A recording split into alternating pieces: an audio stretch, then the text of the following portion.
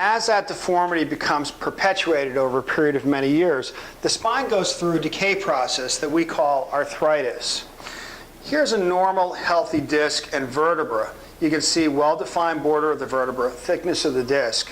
Over time, as the area becomes more and more rigid, the rigidity causes a loss of motion.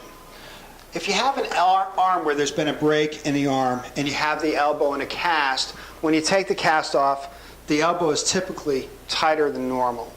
And if there's not proper motion that's been recreated within that elbow region over a period of time, the area will become arthritic.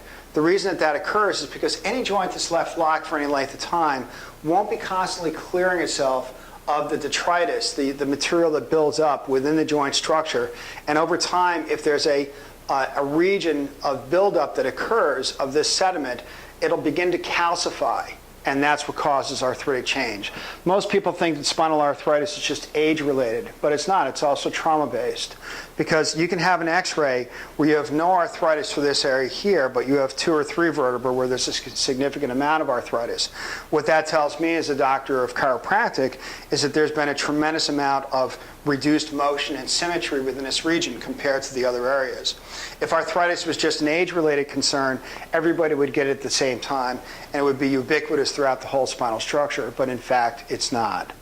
Now, as I work with somebody to really correct this kind of damage, what I'm going to do is I'm going to actually recreate motion in extension, which is the movement that's been lost. And you can see that these joints, as the spine moves up and down, these joints literally begin to move closer together and then further apart.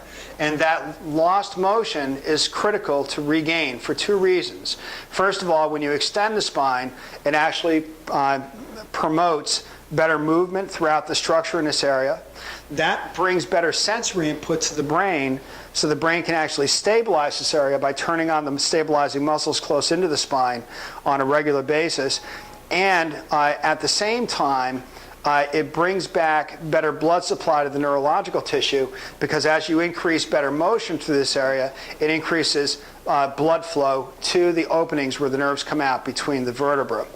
At the same time, when you're doing this, it literally corrects the actual pinching of the spine in a reversal that would cause it to herniate over time, and pinches those discs back in the right direction.